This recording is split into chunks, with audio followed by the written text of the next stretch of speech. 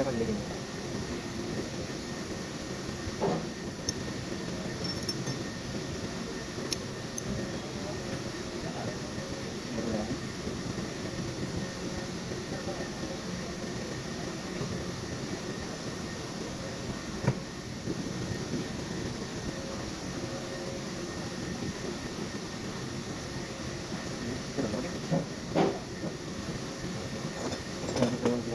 के बाद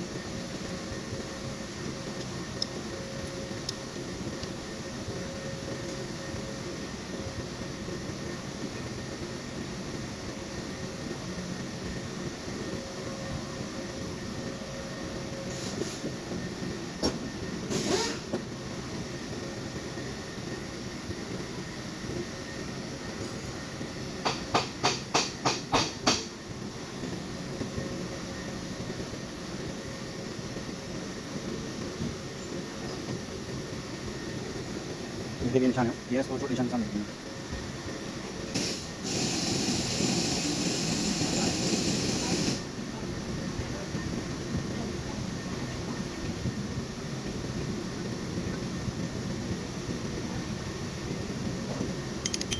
टाइमिंग हो गई। अच्छा ये गिराई का सेटिंग हो गई सही। इसके बाद ये वापस निकाल सही, इसका मैंने सेटिंग बराबर ये गिराई। उसके बाद ये बल्ली का सेटिंग करेंगे, उसके बाद गिराई यानी फिर डालना। अच्छा अब ये तस्वीर ध्यान है तो लोग दिखाएंगे क्या करना है। अभी बताता हूँ